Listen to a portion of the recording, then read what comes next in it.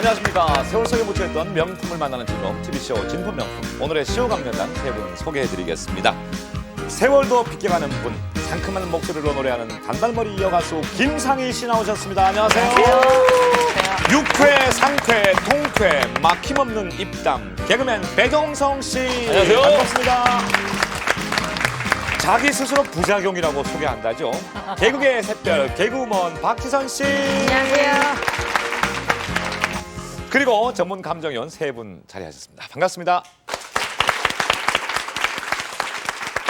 자, TV쇼 진품명품 첫 번째 의뢰품은 아마 이분 작품이 저희 프로그램에 별로 소개되지 않았기 때문에 조금 생소하신 분도 계실 것 같습니다. 일제 김윤보 선생의 작품, 바로 이 작품입니다. 나와서 이제 구경들 하세요. 벌써 첫 느낌이 예. 요 앞에서 탁 차를 마시면 정말 신선이 되는 듯한 느낌일 것 같아요. 이 하계 머리에는 빨갛게 이렇게 채색을 했잖아요. 어. 그렇다면은 요 매화도 예쁜 빛깔로 이렇게 채색을 했으면 더 좋았을 텐데 하는. 근데 아무튼 아, 좋습니다. 열폭병풍인데 스케일이 큽니다. 이렇게 훌륭한 작품을 소장하고 계신 의뢰인이 나오셨는데 어떻게 소장하시게 됐는지 들어보겠습니다. 예, 저희 아버님이 살아생전에 예. 좋아하시는 게 딱 두 가지가 계셨는데 예. 그 중에 하나는 두꺼비를 좋아하셨고 두꺼비? 두꺼비를? 약주를 좋아하셨고, 예, 약수를 좋아하셨고. 다른 한 가지는 네, 의리날 재밌습니다. 예. 예, 이 병풍 아래서 두꺼비를 자시는 걸 아주 좋아하셨습니다. 병풍 자식들하고. 아래서 이제 약주 한 잔씩 하시고. 예, 예. 작품 스케일이 크죠? 크고. 요 일지병이잖아요. 근데 저는요. 근데 가까이서 보면 하나도 안 보이는 것 같아요. 학 정말 멀리서 그림을 봐야지. 보면 거의 대부분이 예. 소나무에 앉아 있는 학이 많은데, 그렇죠. 이런 매화나무 같아요. 좀 매화나무인데 매화 같죠? 예. 꽃나무에 앉아 있는 학은 저 진동만 선생님 처음 봤습니다. 의미가 있습니까 이게? 예, 잘 없죠. 네. 보통 보면은 소나무의 학, 그래서 송영학수를 해가지고 장수를 뜻하는 그런 그림을 그리거든요. 네. 근데 이것은 이제 매화의 학인데 보통 매화의 학을 그리는 화재가 많이 없죠. 매화나무 어떻습니까? 이거 어마 뻑적 고 이 정도의 오래된 나무죠, 크기의 그죠? 매화나무면 상당히 오래된 거죠? 오래된 나무인데, 예. 근데 지금 보통 한 가지에서 이렇게 뻗어 나와서 보통 그림 그리는데 예. 이건 가지가 두 개거든요. 지금 어떻게 됐을까? 아마 그렇죠. 하나로 지금 배동석 씨 말씀대로 연결이 네. 됐지 않겠느냐. 요 매화도 예쁜 빛깔로 이렇게 채색을 했으면 더 좋았을 텐데 하는 생각인데 그 꽃은 분명히 많이 꽃은 폈잖아요. 꽃인데, 꽃이 많이 그렇죠? 펴 있는데 색깔이 없는 꽃이에요, 보니까. 왜 네. 그랬을까? 그러면 이 병풍의 계절은 언제입니까? 겨울이죠. 그렇죠, 겨울이죠. 겨울이요? 백설이 남분분 할 때 매화 핀다고 그러잖아요. 여기서 문제! 예? 네, 문제. 보통 우리가 열폭 병풍을 보면 네. 한 폭 한 폭 다 그림이 따로따로 해가지고 병풍을 만듭니다. 예. 네. 근데 이건 지금 다 연결이 돼 있어요. 다 네. 큰 한 작품 아니에요? 대작이죠, 대작. 이런 병풍을 뭐라고 부르는지 아시는 분? 빨리 맞추시면 저요. 김상희 씨. 일지병. 일지? 병 일지병. 일지병. 야. 네. 아니? 정답 같은데 진동만 님께 검증 받겠습니다. 예, 정답 맞습니다. 네. 보통 병풍에다가 각폭으로 예. 각폭에 한 장씩 그린 것은 각폭 병풍이라 하고 이렇게 10폭이 됐든 6폭이 됐든 한 맨 전체 맨에 그림이 하나로 이루어졌을 때는 일지병 10폭 병풍이라 이렇게 되면 합니다. 근데 학을 한번 봅시다. 학을. 학을. 학 두 마리죠? 일송 그냥 일광이 예. 그냥 딱 그냥 두 마리가. 아까 계속 네. 그 생각만. 일제 스님께서는 굉장히 아주 좀 재미있으신 분 같아요. 왜냐하면은 보통 보면은 새들이 눈이 하나만 보이거든요. 그림에서는. 저쪽도 딱 보이게? 이쪽은 두 눈이 다 보이게 만들어서. 이쪽도 보이게 표현을 하셨네요. 아주 예. 굉장히 재밌어요. 그리고 보는 학에 방향. 원래 저렇게 수염이 있나요?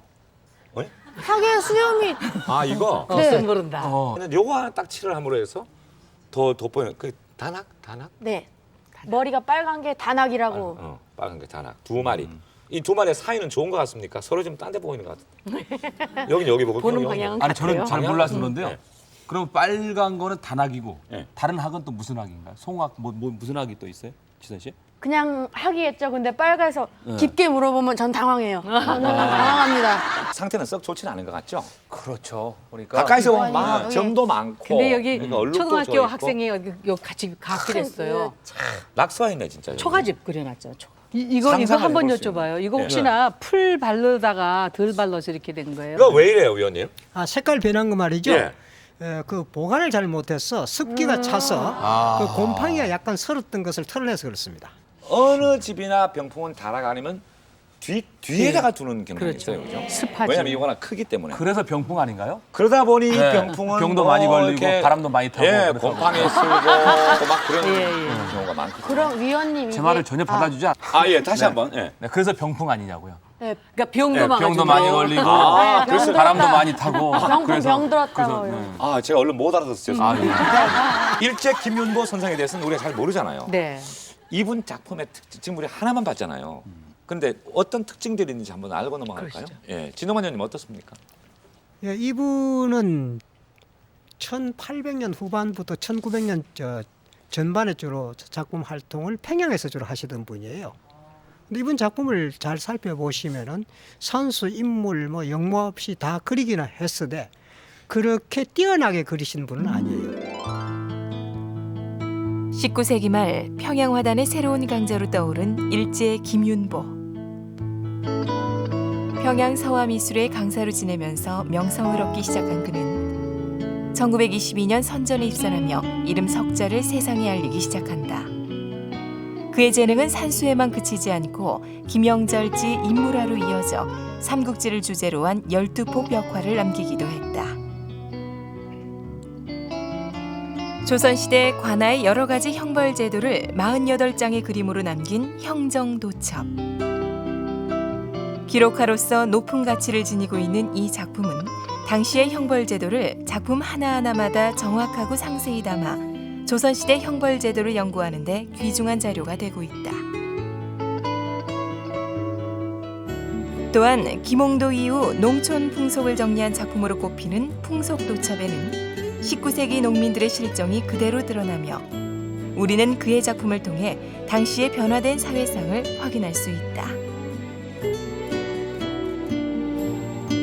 이처럼 그의 다채롭고 풍부한 화필은 후대 화가들에게 많은 영향을 끼쳤으며 신구 서화기의 발전과 후진 양성에 힘쓰기도 했다.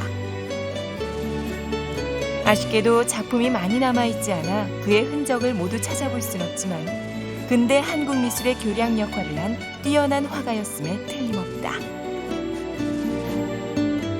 선전에 입선하실 정도라고 뭐 실력이 대단하신 그렇죠. 분이잖아요. 실력은 그잖아요? 확실하시다. 그러니까 한국화에 있어서 후배들에게 상당히 큰 영향을 미쳐주신 예. 분이네요. 그러니까. 선생님 작품이 이제 별로 없다고 남아있는 게 없다고 들었는데 그러면은 이제 희소성 때문에 그 가치도 값어치도 더 올라갈 것 같은데요. 마지막으로 네. 확인할 게 하나 있습니다. 네네. 뭡니까 확인할 거? 이제 낙관을 봐야죠. 그렇죠. 우리가 우리가 어디 예. 있습니까? 어디 근데 아니 근데 지금 원래는 예. 여기 위에 있다던거나 예. 아니면 저 끝에 있어야 되는데 되게 이런 데 있잖아요. 이런 데. 한가운데 찾았다. 있어야지 뭐. 근데 여기는 아 여기 일제하고 도장 2개가 찍혀 있네요. 그죠? 근데 이거야 뭐 작가 마음 아니겠어요? 왜 여기다 찍었을까요, 선생님? 지금 네. 그 낙관을 한 부분을 보면 돌이죠. 네. 바위죠. 예, 예. 바위에 새겨놓으면 오래 갈 거 아닙니까? 아, 그런 생각을 하고 쓰신 겁니다. 그런 깊은 뜻이 있군요. 그건 생각하거든요. 최종 질문하겠습니다. 친절한 위원님. 지금처럼 이렇게 이제 일지병으로 된 거 하고요. 아니면은 열폭 하나 뛸 수 있는 그런 병풍 10폭하고 하면은 값이 많이 차이가 나나요? 예, 차이 납니다. 어떤 게 더 일지 병풍이 좀 비쌉니다. 비쌉니까? 아 그래요? 이 김윤보 선생님께서 전성기 때 그린 그림인가요? 아니면은 뭐 좀 그렇지 않은? 초창기. 예, 그림 필체로 보나 네. 확경으로 봤을 적에 전성기 때 그림으로 보입니다. 저 낙서는 제가 보기엔 저 의뢰인 분이 어렸을 때 한 것 같아요. 제 보기엔 낙서도 있고 좀 보관 상태가 안 좋은데 요거 표구를 다시 하게 되면 어떻게 값이 올라갈까요? 지금 이 첫 표구가 아니고 재표구 된 상태거든요. 아, 근데 상당히 상태가 좋지 않습니다. 상태 좋지 않은 것은 가격에 큰 영향을 미칩니다. 네. 자, 세 분이 쓰신 추정가 확인하겠습니다. 먼저 김상희 씨 800만 원 쓰셨습니다. 예. 전 사실 많이 쓰고 싶었는데 아까 우리 진동만 선생님께서 다시 한번 표구한 것도 있고 또 상태가 네. 많이 저거 해서 1,000만 원 썼다가 200만 원 감했어요. 그래서 800만 원 했는데. 배동성 씨는 상태 안 좋아도 1,000만 원이에요. 열폭이니까 그래 이렇게 좋은 작품 또 이 선생님이 이런 작품이 얼마 남지 않았고 그래서 이 폭당 100만 원에서 1,000만 원 이렇게. 예. 제가 이분 작품이 얼마 없다고 해서 좀 가격을 높게 하려고 했는데 원래 작품에 손을 댔다. 손을 댔다. 그것도 두 번이나 됐다고 해서 그러니까 마음이 조금 떠나서 200만 원이라고 적었습니다. 마음이 조금 떠났네요, 저는. 자, 그럼 의뢰인께서는 어떻게 생각하시는지? 예, 의뢰인 100만 원 쓰셨습니다. 예. 근데 아버님께서 가장 아끼신 게 소주하고 이 병풍인데 100만 원 너무 적게 쓰신 거 아니에요? 사랑하시는 만큼 썼습니다. 예, 열폭 매학도 최종 감정가 확인하시겠습니다. 보여주시죠. 자, 일제 김윤보 선생의 매학도 감정가가 올라가고 있습니다. 자, 10만 단위 쉽게 통과했고 100만 단위에서 500만 원. 김상희 씨가 800을 쓰셔서 네. 아유 고맙습니다. 박지현 씨도 200을 쓰셔서 네. 아, 묘하게 300만 원씩 딱 오차가 오차는 같은 오차예요. 그래서 인형 하나씩 드리고 예. 설명 들어보겠습니다. 진노만 의원님. 예, 일제 이 김윤보 선생님 작품값이 크게 비싸게 나가지 않는 사람 중에 한 분의 작품입니다. 왜 그렇습니까? 뭐랄까 세련미가 조금 부족하다 할까요? 화격이 가히 높지 않는 그런 그림들이죠. 더욱이나 이 보관 상태가 좋지 못해서 박지선 씨가 말씀하신 것과 같이 세 번 표고한다고 없어지는 건 아니에요. 손본 거하고 표고한 건 다릅니다. 손을 봤다는 것은 수정을 가하는 것을 이야기하는 거고 표고하는 것은 두 번이고 세 번이고 여러 번 다 할 수 있습니다. 그거는 크게 지장을 주지 않는데 보관이 잘못됐다는 것에서 가격이 크게 올라가지 못하는 거죠. 만일 보관 상태가 깨끗한 상태면은 감정가가 어떻게 될까요? 이 배 이상 가죠. 예, 고맙습니다. 감사합니다.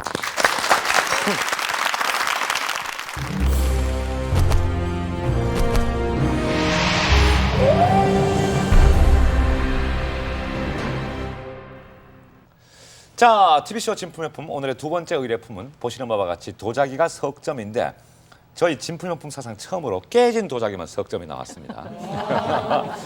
아주 작은 것부터 꽤 큰 것까지 다 깨진 도자기가 나왔는데 이 도자기 석점이 주인이 또 다 다릅니다. 아마 깨져도 무척 애착들을 갖고 계신 분이라고 하니까 자기 도자기 자랑을 한번 지금부터 들어보겠습니다. 자, 1번 도자기부터 들어볼게요.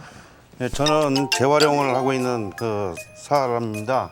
거래처에서 수거를 하는 와중에 우연찮게 제 눈에 띄어가지고 제가 추석 전인가 언제 한번 보니까 깨진 게 좀 값이 나가더라고요. 제가 또 고미술품하고 골동품에 좀 조예가 좀 있습니다. 아, 조예가 있습니다. 예.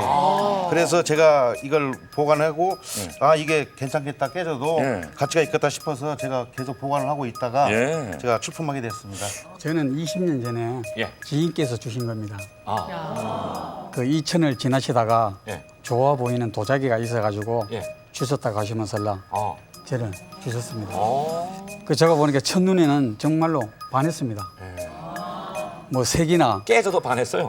아니 그때는 깨지지 않았습니다. 안 깨진 거 알았어요? 예, 안 깨졌습니다. 어. 그래서 색이나 모든 걸 보니까는 너무 마음에 들고 깨지지 않았는데 8년 전에 그 부부싸움 하다가 부부싸움 했겠어요? 잠깐 넘어져가지고 깨졌습니다. 따로 있지. 잠깐. 아이고. 굉장히 격하게 싸우시는 건가 봅니다. 자, 3번 도자기 의뢰인께 또 자랑 들어볼게요. 제가 가지고 온 도자기는요. 예. 저희 부모님께서 5년 전에 함께 일하던 동료분한테 이제 도움을 주시고 선물로 담요를 받아오신 거거든요. 네. 근데 저희 부모님께서 이제 골동품 모으시는 게 좀 이렇게 취미로 하시고 계셔서 근데 부모님 말씀으로는 그냥 가치는 별로 없는 거라서 나중에 화단에 꾸미는 용도로 사용하시겠다고. 화단에? 예, 근데 안 돼! 화단에. 네. 근데 제가 보기에는 이게 다른 도자기랑 좀 달라 보이는 거예요. 그래서 제가 의뢰를 하게 됐고요. 전에 보니까 작은 연적이 굉장히 높은 가격에 감정이 됐더라고요. 작은 게 비쌀 때가 많아요. 네. 그래서 혹시나 하는 마음에 의뢰를 했는데 작은 고추가 맵다는 말이 있잖아요. 그래서 도자기 여기서 저희께 제일 좋아 보이는데요. 이상훈 의원님. 네. 근데 공교롭게 석점 다 깨진 도자기라서 예. 조금 신뢰감이 덜 가는데 진위 여부부터 알아보겠습니다. 다 진품이 맞는지. 네, 진품 다 맞습니다. 다 진품이에요? 네. 아니 그러면요. 이야. 이렇게 깨졌는데도 값어치가 있다 이거죠? 그렇습니다. 그래요? 자, 그러면 1차 선택을 한번 해보겠는데 조금 멀리서 보긴 했지만은 대충 도자기 보니까 어느 게 가장 보면 알죠. 비싸겠다. 이 중에서 가장 비싸겠다 싶은 걸 각자 번호를 말씀하시면 돼요. 네. 예. 김상희 씨 몇 번 하시겠어요? 아이 저는 그래도 제 등치가 있어서 1번? 전 큰 게 좋아요. 큰 게 좋다. 배종상 씨는? 제가 찍기의 도산입니까? 네. 이럴 때는 단 애매할 때는 중간 거 찍으면 딱 좋아요. 2번 좋습니다. 네. 다음에 지선 씨. 2번 좋아요. 저는 작은 거 하겠습니다. 아까 의뢰인 분이 작은 고추가 맵다? 작은 고추가 비싸야죠. 매운 거 필요 없어요. 여기서 비쌀 것 같습니다. 세 번째 게.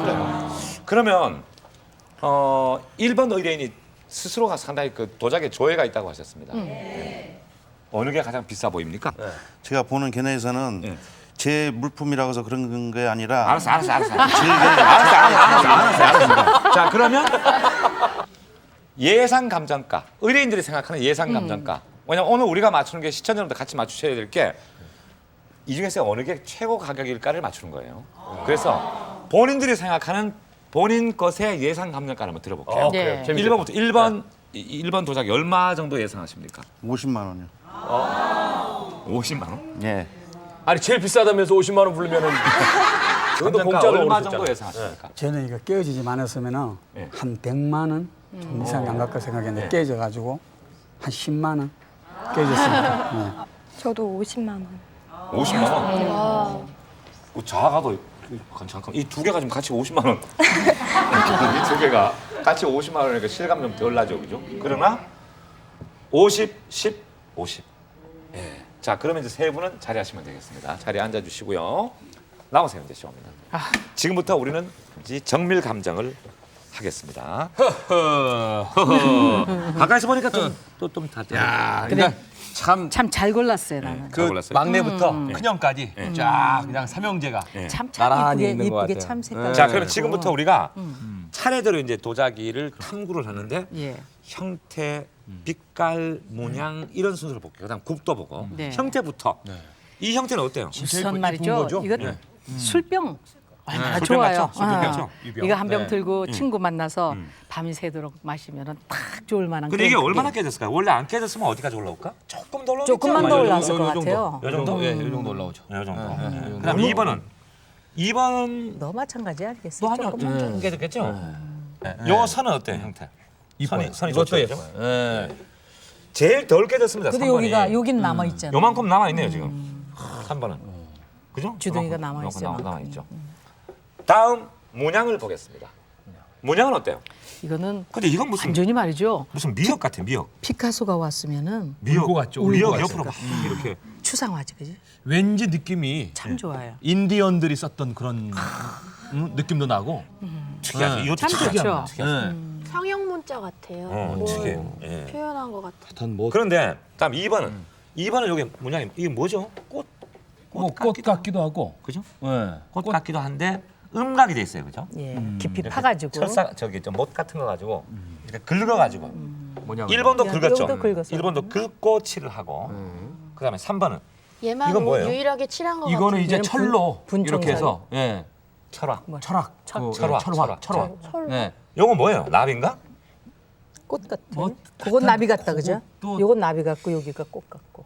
나비 같기도 하고 무슨 꽃? 요건 나비 좀 꽃 잎사귀 같기도 하고.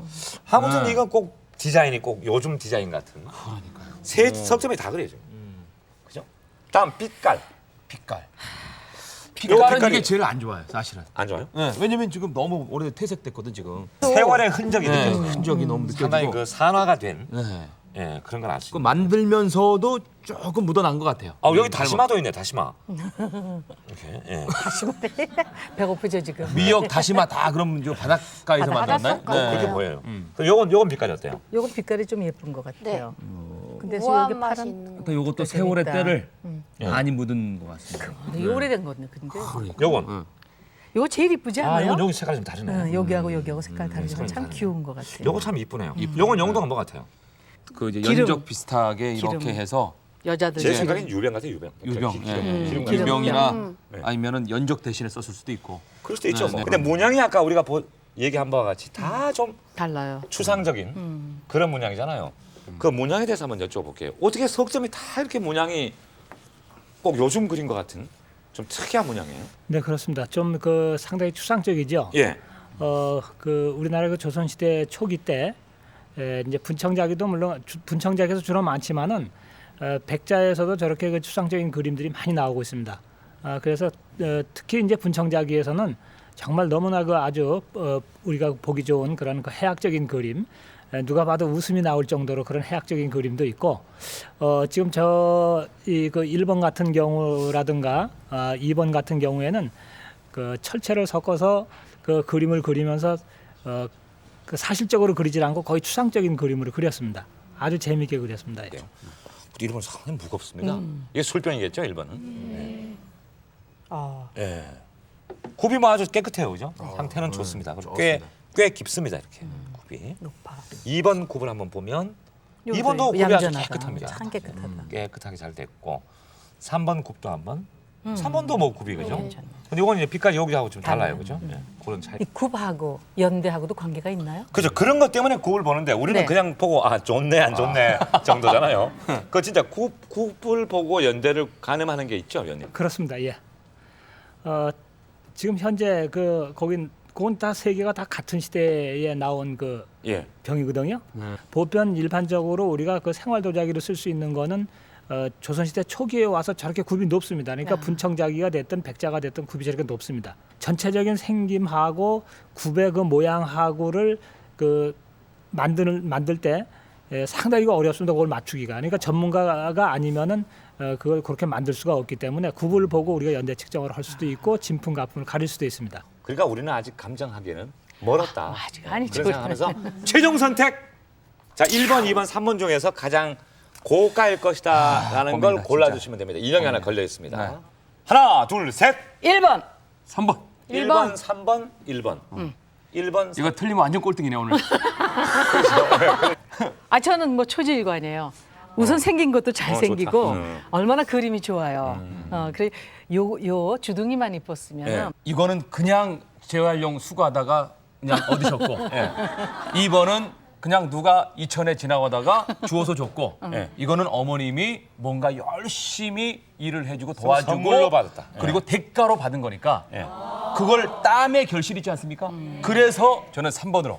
꽃이나 나비 같은 학 뭐 이런 문양을 많이 봤거든요. 근데 이렇게 바닷속 같이 해학적으로 나타낸 거는 처음 봤어요. 그게 마음에 들었어요. 그 문양도 마음에 들었고 왠지 저분이 그냥 일하시다가 주우셨다고 하는데 그 약간 그 주웠는데 가치가 높은 영화 같은 일이 저분한테 있었으면 좋겠다고. 좋겠다. 네. 자, 이상훈 의원님, 그러면 1번, 2번, 3번 중에서 어느 게 가장 고가인지를 발표해 주시기 바랍니다. 인형 2개 걸려 있습니다. 잘 부탁드립니다. 그럼 저도 한번 퀴즈 하나 더 내고 하겠습니다. 예. 세 개가 다 만약에 안 깨졌다면은 네. 그랬을 경우에 어떤 게 제일 값이 많이 나갈까요? 안 깨졌다 오면요. 그러면 깨진 상태에서 하고 안 깨진 상태가 달라요? 네, 다릅니다. 예. 그래요? 야, 그거 참... 안 깨졌다 그러면은 1번입니다. 이게 1번이요? 1번입니다. 왜냐면 주둥이 하나도 안 남았어요. 근데 이거는 3번이 조금 남았잖아. 이게 얼마나 값어치가 하는지 몰라. 이게 좀 1cm 남은 게 요거 때문에 이게 3번이 가격이 나온다니까. 몇 번 같아요? 아니, 이제 대답을 해야 돼. 저는 2번으로 하고 싶네요. 2번. 왠지. 주둥이가 다 있을 경우에 어느 네. 것이 가장 고가인지 1번을 2분 선택하셨고 네, 2번. 2번은 3번 아무도 없어요. 없어요. 네. 그럼 그 답부터 들어볼게요. 그럼. 어제 배동성 씨 하나 인형 타게 만들어 주려고 사실 했는데 또 틀렸네요. 그러면 주둥이가 다 있는 경우에 몇 번이에요? 네, 주둥이가 다 있을 경우에는 2번입니다. 2번이에요. 그 이유는 제가 이따 제가 가격 나오고 난 다음에 자, 주둥이 최종 선택 어느 게 가장 고가일까요? 현재 상태에서 1번입니다. 야! 쓰겠습니다. 울트리 쓰겠습니다. 아이고 망했네. 아이고. 자, 그러면 이제 여러분 들어가셔서 네.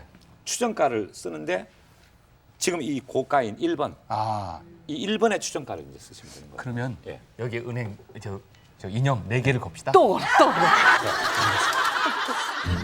입구가 깨진 채 의뢰된 석점의 도자기. 깨진 도자기도 가치가 있다는데 그렇다면 이 도자기의 본래 모습은 어떠할까? 그래픽으로 전격 복원한 도자기의 본 모습. 안정감 있는 형태, 독특한 문양이 도자기의 멋을 한층 더해주고 있는데 시중의 80%가 수리된 도자기라고 하는데 도자기 보건품을 구별하는 방법은 과연 무엇일까? 석점의 도자기 중 과연 손상되지 않은 도자기는 어떤 것일까?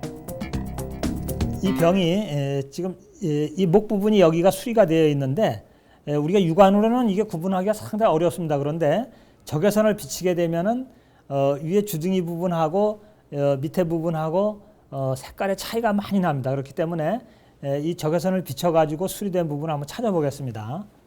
자, 한번 불을 한번 꺼봐 주시죠.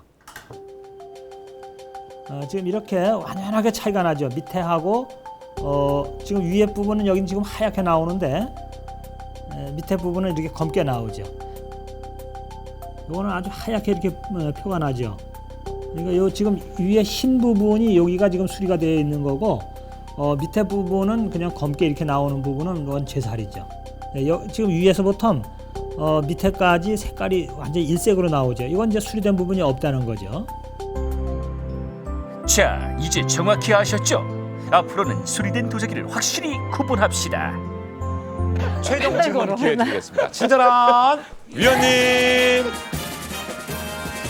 죄송하지만 요 세 도자기 중에서 가장 싼 도자기 이거는 값이 얼마 정도 돼요?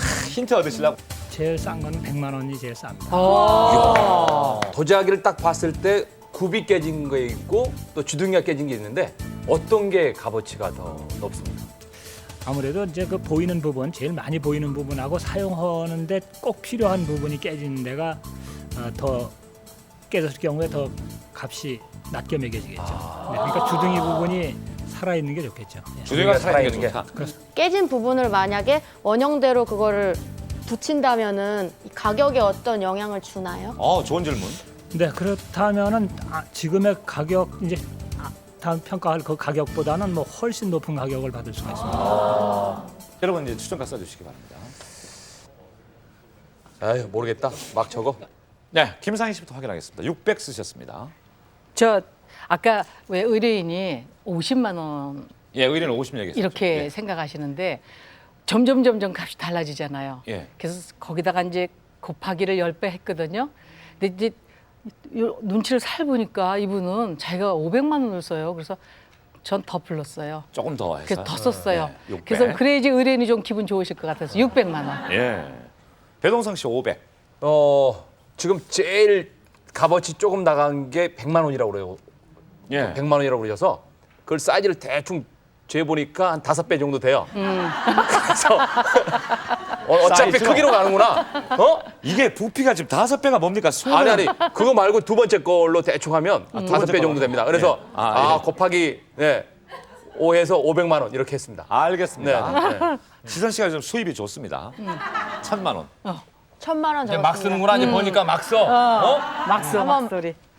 저 1번 분이 조예가 깊으신 것 같아요. 보는 눈이. 그래서 그냥 값어치 없는 걸 주시진 않으셨겠다. 1000만 원 정도는 될 것 같습니다. 예. 네. 자, 일본 도자기의 최종 감정가를 확인하시겠습니다. 다 같이 보여주시죠. 보여주시죠. 네, 그렇게 하면 됩니다. 네, 올라갑니다. 자, 올라가고 있습니다. 자, 감정가 올라가고 있습니다. 자, 올라갑니다. 천천히 올라갑니다. 만나의 성공과 신한가의 통과. 800. 결국 배동성 씨 시험 없어요 아직. 네. 동성 씨. 또 200. 동성 씨. 두 분에서 200씩 차이가 나죠. 아닙니다. 예. 일단 의뢰인은 재활용 상태 하시면서 그냥 습득하셨거든요. 의뢰인의 소감부터 들어보겠습니다.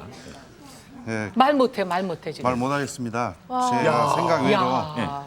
저는 이게 좀 같이 나갈 줄 알고 보관을 하고 있었지만 이 정도 나갈 줄은 전 몰랐습니다. 진짜. 예.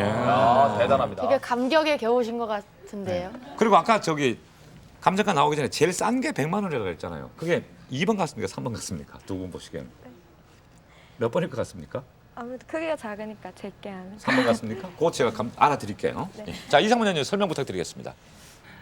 지금 목에서 이렇게 손으로 잡을 정도가 돼서 그 이제 벌어진 부분만 지금 깨져 있습니다. 지금 현재 저랬을 경우에는 조금 더 이렇게 높이 평가가 되고 저건 지금 그 그림도 상당히 좋고 그 지금 2번하고 그 1번하고 차이는 같은 그 음각의 철체를 발랐어도 그 1번이 상당히 또렷하게 도안이 나와 있고 주둥이 부분이 이렇게 그 약간 깨졌기 때문에 이렇게 벌어진 부분만 이렇게 깨졌기 때문에 더 높이 이렇게 평가가 됐거든요. 안 깨졌으면 얼마요? 네, 안 깨졌을 경우에는 오히려 2번이 더 가격이 더 많이 나갑니다. 그저 안개수경에 저게 1,200만 원 정도 평가되고요. 예.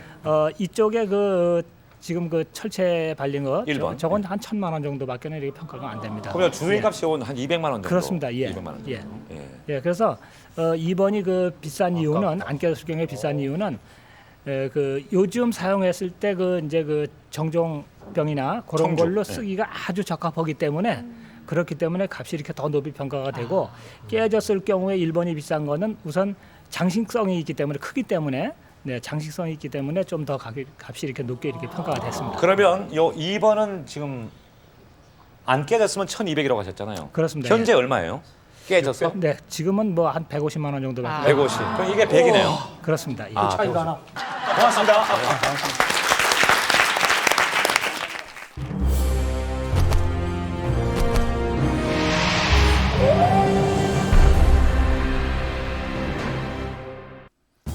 진품 명품에서 이곳을 빠뜨리면 섭하죠. 그래서 오늘은 도자기의 부자기자 발전의 발전을 거듭하는 경기도 이천시를 찾아왔는데요. 자랑거리가 끊이지 않는 이곳 이천시의 숨은 보물들 지금부터 만나볼까요?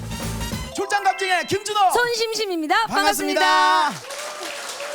오늘은 출장감정이 경기도 이천시로 출발했습니다. 네, 이천 하면은요 자랑할 게 너무너무 많은데요. 꼭 유명한 이천 도자기, 이천 쌀, 복숭아, 온천까지요. 너무너무 다양하게 많습니다. 자, 인물들도 얼마나 많습니까? 네. 그랑군을 물리쳤던 우리 서희 선생님, 그리고 신미양요를 온몸으로 맞섰던 어재현 장군 전부 이천 사람들입니다. 자랑거리 많은 이천 시민들과 출장감정 출발합니다. 출장감정 출발이요! 제가 6.25 50년대 초반에 피난 시절에 결혼했는데요. 친정아버님이 저 서당의 훈장님이셨어요. 결혼해도 아무것도 줄 게 없고 빈손으로 보낼 수 없는데 가지고 계신 거 이것뿐이라고 주셨어요. 그래서 이게 결혼 선물입니다. 이제 56년 됐어요.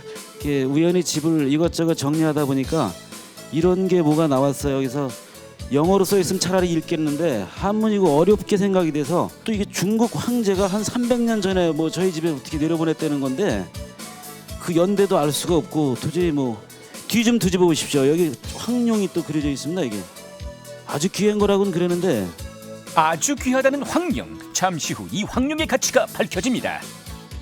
이거는 척추동엽이라고 하고 원 이름은 동해송이라고 하는 겁니다. 그 이 비를 가지고 있으면 집안에 귀신이나 뭐 이런 그 소위 말하는 벽사용으로 소위 말하는 해가 없다고 잡귀가 꼬이지 않는다고 해서 많이 썼던 것이고 아마 그래서 선물을 주시지 않았나 싶습니다. 근데 이 체보는 이 글씨는 일제 강점기 시대에 이렇게 한 몇 번을 만들어 가지고 논아가졌던 그본입니다. 중국의 걸륭 황제가 내린 조서 중에 하나인데 근간에 중국에서 만들어서 많이 파는 겁니다. 그래서 이거 연대가 아무리 됐어도 중국 수교 이후이기 때문에 아마 한 10년 내에 만들어진 겁니다. 그래서 중국 가서 이런 거 절대 사오시면 안 됩니다. 감사합니다.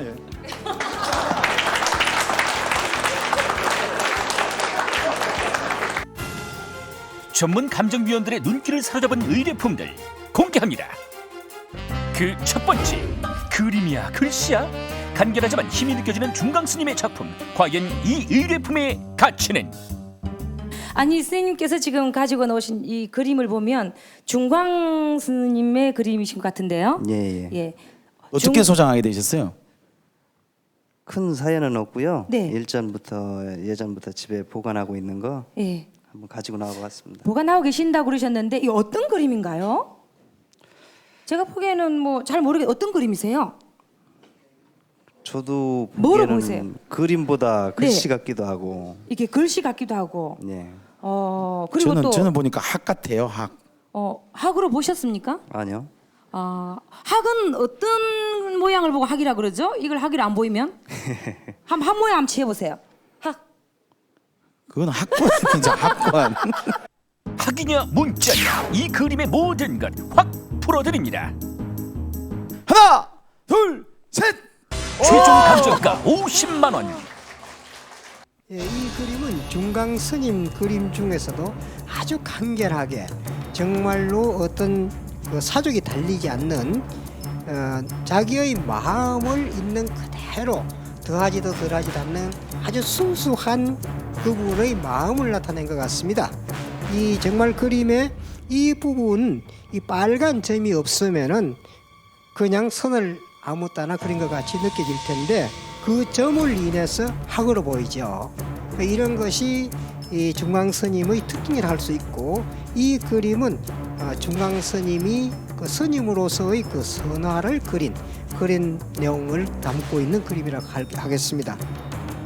오래된 고서 한 권, 찍어낸 듯한 문자가 섬세하기만 한데 대체 이 책이 가지고 있는 내용은 무엇인가? 그런데 의뢰인께서 가지고 오신 이 서책인데 어떤 책인가요? 요 책이 어떤 책인지는 제가 잘 모르겠고요. 네. 그래서 이것이 지금 그 시어른이 돌아가신 지가 12년 정도 되셨거든요. 근데 제가 이천에 지금 시집 온 지가 한 33년 정도 되는데 어르신께서 우리 아버님이 어릴 때 그러니까 이것이 몇십 년이 된 건지 몇백 년이 된 건지는 나도 모른다. 그리고 이 책이 집에 있다는 얘기도 하지만 근데 이 책 외에도 상당히 여러 권이 좀 있습니다. 그런데 몇 권이 있다라는 말도 얼마가 있다라는 말도 하지 말아라. 옛날 우리 어르신께서 도둑이 들어온다 이런 말씀을 하셨었어요. 그래서 어떤 내용인지를 모르고 그래서 오늘 이것을 금액을 책정해서 알기보다는 내용을 좀 알고 싶어서 사실은 나왔습니다. 오늘 이렇게 진품 명품을 통해서 이렇게 소개가 되면 안 되잖아요. 그래서 안 되는 줄 알고 어르신의 뜻을 제가 좀 꺾는 것 같아서 상당히 송구합니다. 먼저 죄송하다 하고 우리가 죄송합니다. 쉿, 어르신들이 하시면 큰일 난다니까요. 그래도 감정가는 확인해 봐야겠죠. 하나, 둘, 셋. 최종 감정가 100만 원. 김목을 주독성이라고 썼죠. 네. 이건 중국의 아주 유명한 유령이라고 하는 진나라 때 분이 술을 하도 좋아해서 그 술에 대한 송을 쓴 겁니다. 술에 대한 찬송을 쓴 건데 내용은 글씨는 한석봉이 쓴 겁니다. 이 내용이 이제 뭐 내용을 알고 싶어 하시니까 이 내용이 중국에서 술을 얘기할 때 도연명, 유령 뭐 여러 사람을 치는데 이태백이 이 유령이라는 사람은 어떤 사람이냐 하면 항상 종이 삽하고 저기 그 삽하고 그 끌고 댕 삽하고를 갖고 댕깁니다. 천 같은 거 갖고 댕기면서 내가 술 먹다 죽으면 그 자리에다 땅을 파서 묻으라 이런 사람입니다. 근데 그 여러 가지 일화가 있지만 이분이 술에 대한 얘기를 써서 이 내용이 하여간 우리나라에서 많이 읽혀지고 고문진보라고 아주 유명한 우리 중국의 그 글을 만원 책에도 실려 있는 그런 글입니다. 근데 글도 그리지만 한석봉의 글씨의 의미가 있고 이 판각은 정확하게는 모르겠지만 1600년도 초에 판각이 된 것 같습니다. 작고 앙증맞은 도자기 2점, 한 송이 꽃을 닮은 접시와 순백으로 빚어낸 백자 연작. 과연 그 진가는? 이천하면은 진짜 도자기의 어떤 본고장이잖아요. 네, 정말 예쁜 도자기를 위에 가지고 오셨는데 어른들하고도 뭐 이렇게 도자기하고 관련이 있으세요? 그건 없고요.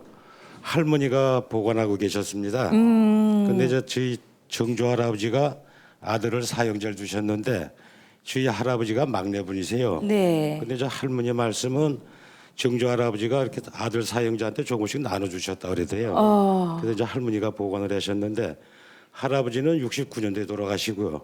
저희 할머니는 87년도에 돌아가셨어요. 네. 제가 2대 독자라 아버님은 6.25 때 전사하시고 제가 할머니가 주신 거 그냥 여적 보관만 하고 있었습니다. 이게 어떤 도자기라고 생각하십니까? 보니까 연적 같은데. 제가 알기로는 네. 요것은 연적에 그 먹가를 때 쓰는 물 담는 것 같고요. 네. 이거는요? 요것은 그냥 뭐 반찬 담는 그릇 같지 않을까 이렇게 이 생각합니다. 반찬이 너무 적게 들어가지 않을까요? 도자기의 본고장 이천에서 만난 2점의 도자기. 과연 감정가는? 레인께서는 자 둘, 20만 원. 셋. 최종 감정가 350만 원. 이러한 연적 같은 경우에는 상당히 그 귀한 연적이죠. 이 조선시대 때 초기에밖에는 이러한 형체를 만들지 않았습니다. 요게 이제 조선시대 후기로 오면서 차츰 이렇게 좀 높아지면서 그 감 모양, 그 뾰족한 그 감 모양 이렇게 만들어지는데 조선시대 초기에는 이렇게 얇게 만들고 물때도 또 주전자 물때 마냥 이렇게 좀 올라왔죠. 그래서 이러한 형체는 조선시대 초기에밖에 만들지 않았습니다. 그래서 이제 시대 구분은 그렇게 하고요. 이 접시는 그 꽃접시라고 그러는데 이러한 꽃접시는 그 고려 청자에서 이제 나오기 시작해서 조선시대 초기에까지 이러한 꽃접시가 나왔습니다. 이렇게 이쁜 접시가 그러다가 이제 조선시대 후기쯤 이렇게 내려오면서부터는 차차 또 없어졌죠. 그래서 상당히 귀한 그러한 그 기물인데 가격이 350만 원으로 평가된 것은 이 연적을 300만 원으로 평가를 했습니다. 네, 그리고 접시는 50만 원 이렇게 평가했는데 이 접시가 지금 조금 여기 옆에가 조금 깨졌는데 이게 안 깨졌으면은 역시 이것도 한 100여만 원 정도 이렇게 갈 수 있는 그런 겁니다. 감정위원이 뽑은 오늘의 화제작. 오늘의 화제작으로 뽑힌 고소한 권, 과연 그 속엔 어떤 사연이 담겨 있을까? 이제 소개하려고 하는 것은 삼화방목이라는 겁니다. 삼화방목은 조선시대 소과를 얘기하는데 생원과 진사에 합격을 한 다음에 대과, 문과와 무과를 급제를 해야 벼슬에 나갈 수 있습니다. 조선시대 때는 대부분 뭐 음직도 있지만, 근데 이 삼화방목은 아주 재미있는 삼화방목이라 소개를 하려고 합니다. 이 삼화방목은 만력 그러니까 초에 1576년에 삼화방목인데 이거 3번 판본이 간행이 돼가지고 1647년에 간행된 책입니다. 그러니까 1576년에서 1636년 병자호란 때 또 한 번 간행을 했는데 그때 병자호란 때 잊어버려서 또다시 후손들이 10년 후에 또 간행을 했던 그 속과방목이지만 3번을 간행한 책 중에 마지막 3번째 책입니다. 상당히 그 의미가 있고 여산송씨 집안에서 간행한 걸 갖고, 또 하나는 조선 후기에 학자로 유명했던 송질이라고 하시는 분인데 치암이라고 하는 분의 소장인이 찍혀 있어서 여러 가지 역사적인 거와 방목의 역사를 알 수 있는 아주 귀중한 책입니다. 이천 최고의 특산품과 함께한 진품 명품 출장 감점. 문화재를 사랑하고 아끼는 시민들의 마음 느껴지셨나요? 찾아가는 서비스 출장 감정을 통해 여러분도 문화 사랑 해보세요. 일주일이 내내 즐거워진다니까요. 진품 명품 오늘의 마지막 의뢰품은 이 나무 상자입니다. 그냥 뭐 평범하죠, 나무 상자. 예, 나무 상자인데 제가 쭉 각 면을 보여드릴게요. 그냥 뭐 이렇게 요 끈이 하나 있네요. 끈이 있고 이런 나무 상자인데 배동성 씨 같으면 이거 뭘로 쓰면 딱 좋겠어요? 정말 이거 뭐 옛날 우리 쓰던 뭐 장돌이나 뭐 이런 거 있잖아요. 네. 뭐 진짜 아니 창고에다 놔두고 그냥 못 쓰는 물건. 그런 거 막 그냥 잡다한 거 여기다가 넣어두는 잡다놓은 거 넣어놓은 거 외에는 특별히 쓸만한 거가 있을까요? 여기다? 네. 그 말씀이 상당히 설득력 있네요, 진짜. 네. 것 같다, 김상희 씨. 혹시 뭐 시장 같은 데서 이렇게 돈 받고 돈 이런 데다 넣고 돈통. 와. 앉기도 하고. 돈통이면 조그만 구멍이 있어야 되는데. 이거 뚜껑 있잖아. 뚜껑 열고. 지선 씨는 뭘로 쓰면 좋겠어요? 저 이거 익숙하네요. 익숙해요? 본 것 같아요. 본 제가 것 할머니랑 같이 살아서 그래? 이런 게 우리 할머니가 이런 거 안에 치부책 이런 거 넣어놨던 것 같은데요. 뭘 넣었다고? 치부책. 돈 빌려줘 비밀. 하는 것들 뭐 이런 거. 오늘 며느리가 네. 뭐 반찬이 소홀했다 이런 거 치부 적어놓은 거. 그런 거. 할머니하고 사셔가지고. 근데 이제 이게 단서가 될지 모르겠는데 뭔가 희미하게 한자로 희미하게 이렇게 뭐 글씨가 있어요. 좀 알아보기 힘든 글씨가 있는데 뭐 특별히 좋아 보이진 않아요. 소나무, 그냥 소나무 같아요. 네? 소나무. 결도 뭐 푸른 소나무 이렇게. 좋은 나무 같지는 않죠? 예. 무슨 나무인지 한번 알아보고 갈까요? 김영준 의원님 무슨 나무로 만든 거예요? 네, 소나무 맞습니다. 자, 인형 하나 주세요. 인형 아니에요. 인형 아니에요. 소나무잖아. 소나무를 다 맞췄어. 다 맞췄는데 뭐 다. 그래? 자, 그러면 이번에는 이 통을 한번 열어보면 뭔지 좀 용도가 안에 볼 수 있어요? 보여드릴게요. 안 보여요. 뭐 아무것도 아무것도 없는데. 없습니다. 아무것도 없어. 아무것도 없습니다. 근데 쌀이면 쌀 뒤지면 다 쌀 빠지지. 여기 무슨 통째로. 쌀이. 종이 같은 게 붙어 있었다 띄었는데 도배했나? 뭐야 이게? 도장 자국 좀 도장도 있네요. 뻘럭뻘럭. 그리고 나중에 이제 여기서 문제! 뭔지 모르겠지만 이 상자의 용도가 무엇인지 하나, 둘, 셋! 투표함! 쌀띠주, 투표함. 네. 나는 자파 넣는 거 같은 거. 뭐 잡다한 네. 걸 넣는다? 네. 예. 김영준 의원님 정답은요? 그 먹글씨 잘 안 보이는 게 부통령 선거. 부통령 선거라고 되어 있네요. 진짜. 그다음에 무슨 면 제1 투표함. 도장 딱 보니까 투표함이에요. 어떻게 알아 그거? 아니 또 선거철이 다가오니까. 선거철 딱 다가오니까. 이것도 가지 나왔네 또. 근데 그러면 그럼 좋아요. 그럼 투표를 하려면 어디다 이렇게 넣어? 돼 있는데 어디다 넣어? 어떻게 넣어요 이걸? 아까 말씀드렸잖아요. 여기다 종이 해갖고 여기 딱 받친다고 여기다가 다 해서. 김영준 의원님 이거 투표 어떻게 하는 거예요? 예, 이걸 한번 띄워보시죠. 네. 봐봐요. 저게 있구나. 이게 나와야 이제 이렇게. 예. 그게 있어야지. 이게 참가. 요렇게. 이제 알겠죠? 네. 이게 지금 부통령 선거라고 돼 있단 말이에요. 네. 그러면 대통령 투표함하고 부통령 투표함이 다른 거예요? 중앙선거관리위원회 거기 해석을 의뢰했더니 네. 당시 선거법에 따로 하게 돼 있답니다.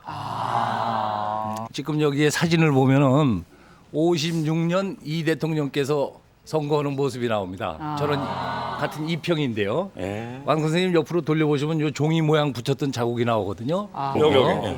그거로 봐서는 두 번에 걸쳐서 그 투표함을 사용하지 않았나. 늦게는 1960년 3.15 부정선거 때까지 쓰지 않았나 볼 수 있겠습니다.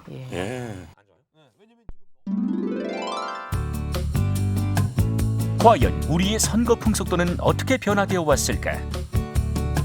한 대학의 선거 전시회에서 만난 다양한 투표용품.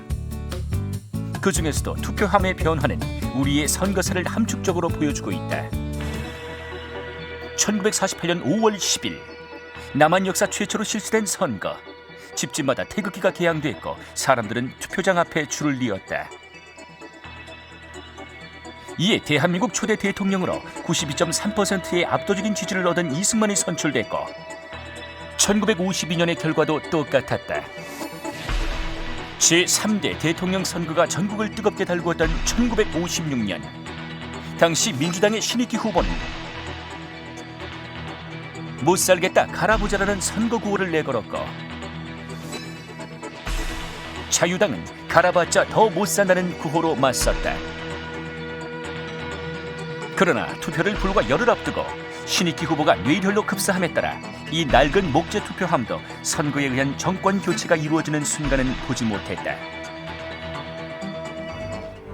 1960년 4월 성난 국민들의 함성으로 뒤덮인 그 해 당시 선거는 부정선거의 대명사로 불릴 만큼 다양한 부정행위가 동원됐다. 고무신 한 컬레와 막걸리 한 잔에 표를 사고 파는 일도 비일비재했다. 아예 투표함 자체를 바꾸치게 하거나 득표율을 조작하는 등 상상을 초월한 온갖 부정행위들이 모두 등장했다. 1963년 대통령 선거에서 승리한 박정희는 유신체제 출범과 함께 장기 집권의 발판을 마련하였다. 그의 승리 행진을 함께 지켜본 투표함이 바로 이것이다. 박정희는 무려 18년 5개월 동안 강력한 1인 통치 체제를 유지했다.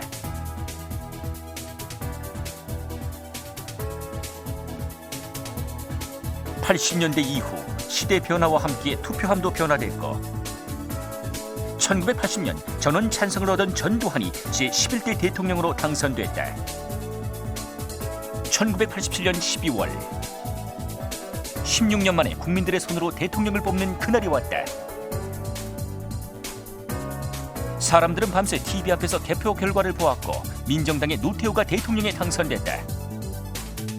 국민들의 선거의식 신장과 함께 플라스틱 투표함이 등장.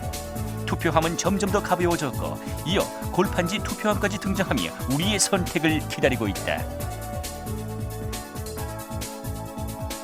이제는 또 어떤 선거함에 우리의 한 표를 넣게 될까? 자, 저 화면 보니까 그때 뭐 고무신 한 켤레씩 옛날에 고무신 투표. 또 뭐 막걸리 먹고 투표하고 이런 거 생각나요. 꼭 뭘 줘야 찍고. 그래서. 먹으면 근데 찍고. 인권은 강해진 만큼 근데 투표함은 가벼워졌어요. 그 투표함이 많이 가벼워졌어요. 그렇죠. 근데 제가 올해 알아본 바로는요. 전자 투표가 나온다는 말도 있던데요. 그렇죠. 그렇죠. 그래서 오늘은 이제 투표와 관련된 거 제가 좀 준비한 게 있어요. 여기 이렇게 보시면 아이고 저거 참 옛날 건데 아마 하시는 분도 계시다. 우선 끝에 있는 사진은요. 우리나라 대통령, 부통령 선거에 나오셨던 분들. 그러니까 이 중에는 대통령 하신 분도 계시잖아요. 예. 그런 인물의 면면을 저기 이제 따로 했고. 자, 이거 구호 한번 외쳐주세요, 배동성 씨. 빠짐없이 투표하여 이룩하자 복지사.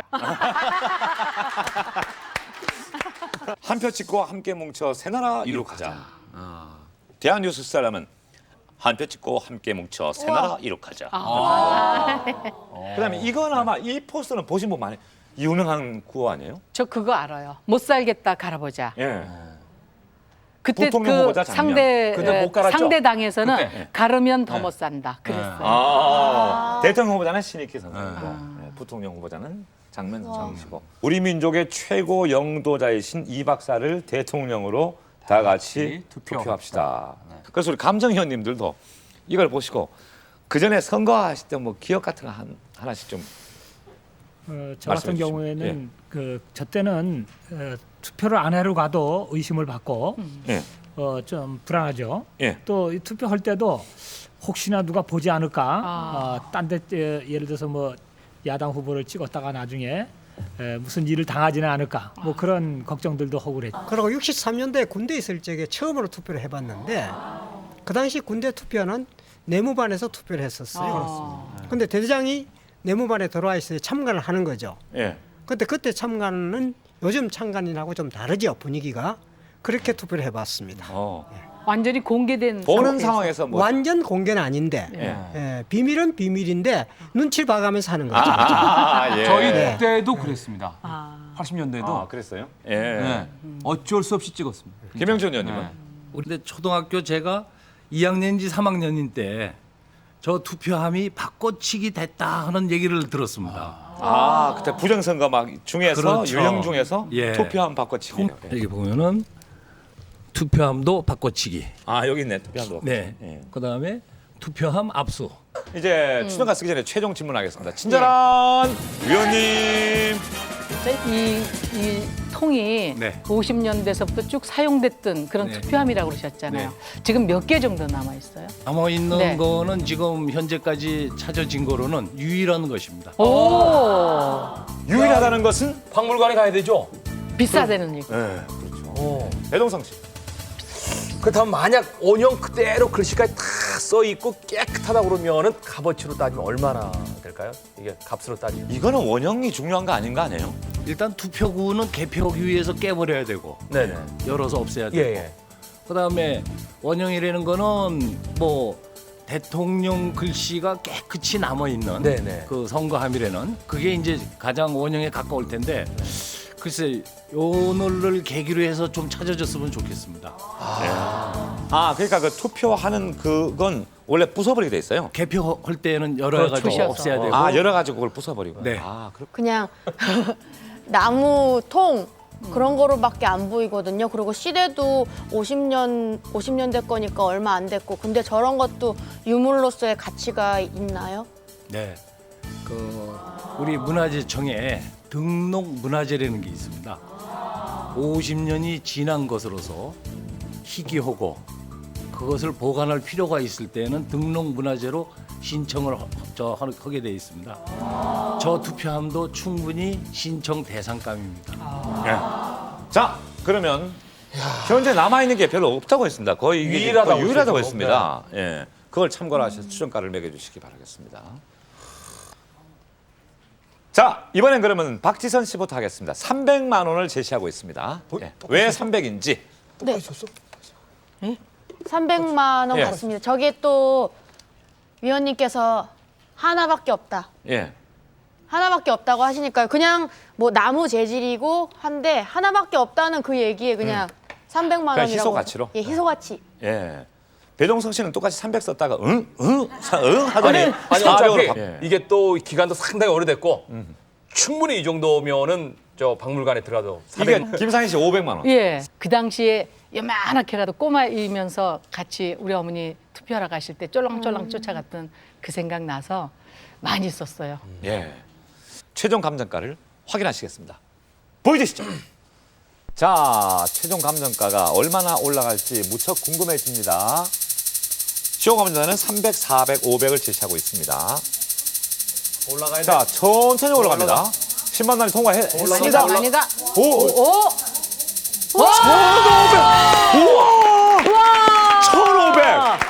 일단 인형 뺏어오시고, 인형 하나씩 뺏어오시고. 이거 얼른 그래. 어떡하니? 우리 후배 거 뺏었어. 놀라셨죠? 물론 저 1,500만 원은 가격도 의미가 있지만 대통령 선거함, 목재 선거함 당시께 나왔으면 더 비쌀 수가 있습니다. 우리한테는 우리나라의 민주주의와 옛날 대통령, 그다음에 미래의 대통령 모든 것을 생각해 볼 수 있는 저 성감 하나로 의미가 담겨 있습니다. 아직까지 우리나라의 대통령 기념관, 대통령 박물관이 없다는 게 부끄러운 일인데 우리는 저것을 계기로 해서 많은 것을 음미해 볼 수가 있습니다. 굉장히 우리 근현대사 자료에 있어서는 뜻깊은 유물입니다. 네. 참 여러 가지를 생각하게 하는 투표화물 오늘의 마지막 의뢰품으로 함께 하셨습니다.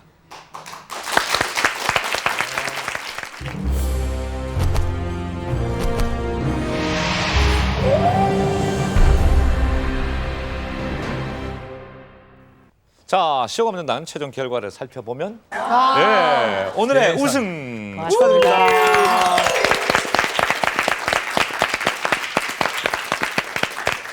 그 기분 좋을 때 부르시는 노래 뭐가 있나요? 요새요. 예. 데킬라 브루스. 그 장구를 두드리면서 한번.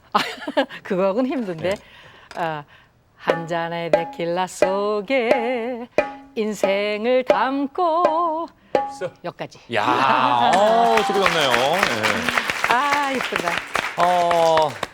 대통령 선거가 정말 며칠 남지 않았습니다. 투표는 국민의 권리죠. 신성한 권리를 포기하는 일은 절대로 없어야겠습니다. TV쇼 진품명품 다음 주 일요일에 인사드리겠습니다. 감사합니다.